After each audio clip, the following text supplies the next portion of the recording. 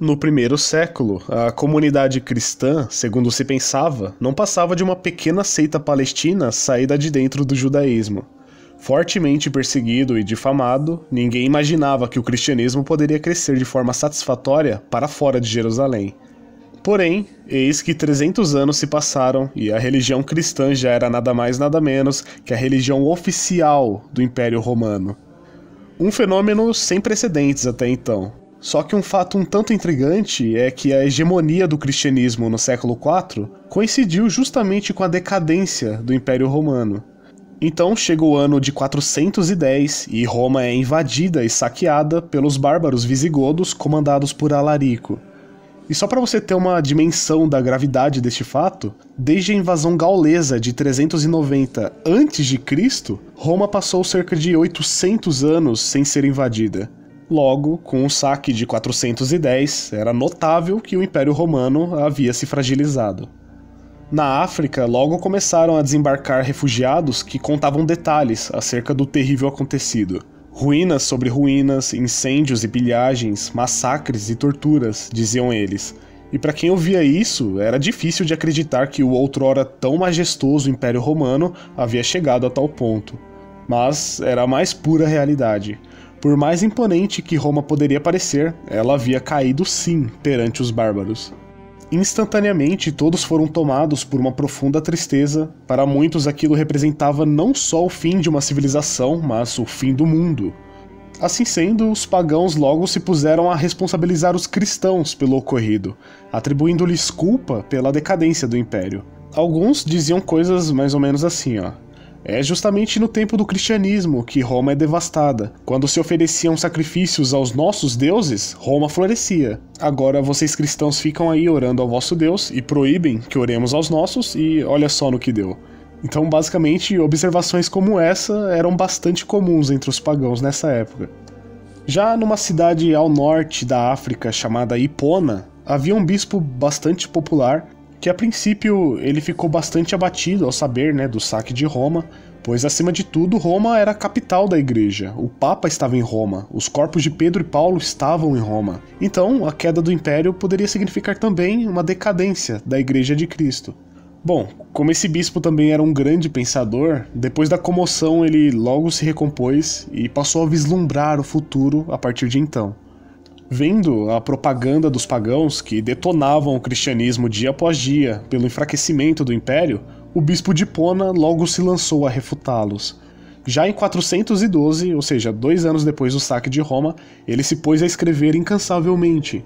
13 anos depois, e com 22 livros escritos, a sua obra por fim estava completa. Se chamava De Civitate Dei, ou A Cidade de Deus, em latim.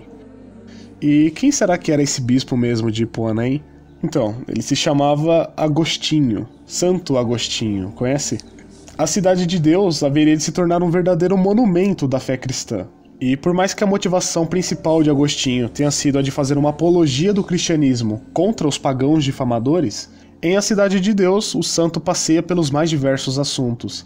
Agostinho começa com o saque de Roma e vai terminar lá com o juízo final.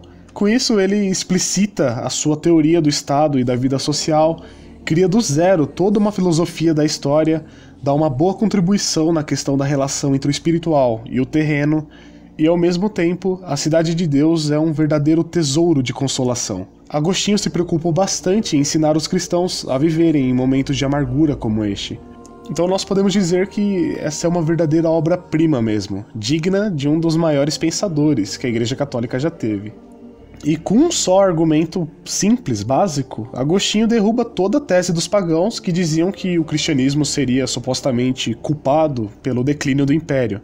Ele mostra que a culpa da invasão bárbara não pode recair sobre os cristãos, pois os visigodos invasores, eles pouparam justamente os templos cristãos da destruição, já que eles próprios eram cristãos arianos.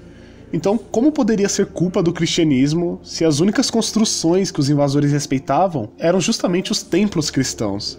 Assim, o argumento pagão caía por terra através de um raciocínio muito simples. Mas é claro que ele não parou por aí neste argumento, Nos livros que compõem A Cidade de Deus, Agostinho se aprofunda bastante neste ponto, rebatendo por completo a crítica dos pagãos. Mais pra frente, Agostinho vai desenvolver sobre a questão principal de seu livro, que no caso é a noção das duas cidades, uma cidade terrena e outra celestial, que aliás é o que inspira, né, o título da sua obra, A Cidade de Deus. Então, neste caso, a cidade celeste remete obviamente à cidade perfeita, inefável, o lugar de justiça eterna, e em contraste nós temos a cidade do pecado, que seria o reino do maligno.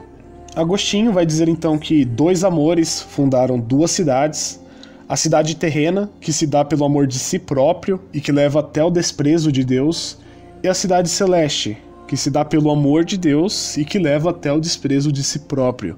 Ou seja, Agostinho aqui divide o gênero humano em duas categorias, uma composta por aqueles que vivem segundo o homem, segundo sua própria vontade, e outra formada por aqueles que vivem segundo Deus. E é claro que essa noção admite graus, né? Então existem aqueles que vivem mais em função de Deus do que os outros, alguns vivem mais em função de si próprio do que os outros. E na visão de Agostinho, esse é exatamente o drama que vive o homem desde a sua queda no Éden, que o separou de Deus. Neste caso, a finalidade da civilização seria o de aproximar o homem do seu destino divino. Ou em outras palavras, nós podemos dizer que a civilização não tem como fim a prosperidade material, social ou tecnológica, por exemplo, como criam, né, os pagãos, mas na realidade ela tem como fim diminuir os vestígios do pecado original, elevar o homem espiritualmente, moralmente, por assim dizer. Dessa forma, do livro 1 ao 10, Agostinho lida com o paganismo e as suas críticas, no qual ele devolve as críticas dos pagãos, demonstrando que o próprio paganismo é inapto não só em dar felicidade eterna aos homens, mas até mesmo a prosperidade. E nesse caso ele não poderia estar mais certo, pois debaixo dos auspícios da religião cristã, o Ocidente acabou se tornando na civilização mais próspera do mundo em todos os sentidos, mas disparado, até mais do que na época do auge do Império Romano. Já do livro 11 ao livro 22, Agostinho expõe lá sua doutrina das duas cidades, das suas origens, do seu desenvolvimento através dos séculos e dos seus fins. Aqui, Agostinho descreve de maneira fenomenal, e muito completa, aliás, as fases do drama da humanidade. Então, em primeiro lugar, vem a criação do homem à imagem e semelhança de Deus, depois o homem erguendo-se no seu orgulho e caindo para um plano inferior. Aí nós temos a fase da educação do homem por Deus, onde Deus escolhe o seu povo e ensina a ele os princípios a serem seguidos. Daí vem Cristo que, mediante o seu exemplo, mostra a esse povo como é ao mesmo tempo necessário e possível que nos tornemos semelhantes a Deus. E por fim, nos últimos tempos, a grande opção, a grande separação dos homens segundo a sua própria escolha. E daí nós temos a grande conclusão de toda essa grande problemática. A civilização romana caiu? Sim, caiu, mas qual é o problema? Impérios são como seres humanos, eles nascem, crescem e morrem.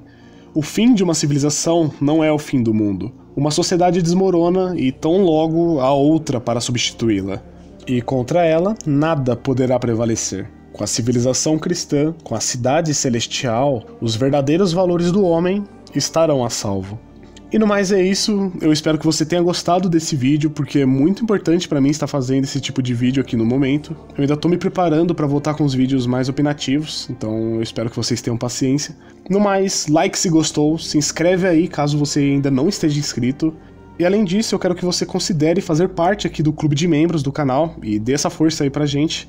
Aliás, eu já tenho que agradecer aqui, né, quem tá apoiando o canal neste momento, não posso me esquecer. A força que vocês estão me dando aqui, mesmo sem tanta frequência de vídeos, é fantástica. Muito obrigado mesmo. Mas fica avisado aqui que eu pretendo voltar com mais vídeos por semana, então fica ligado que aos pouquinhos o canal vai retornando à normalidade, fechou? Então eu vou ficando por aqui, um grande abraço, fiquem com Deus e até o próximo vídeo. Eu fui.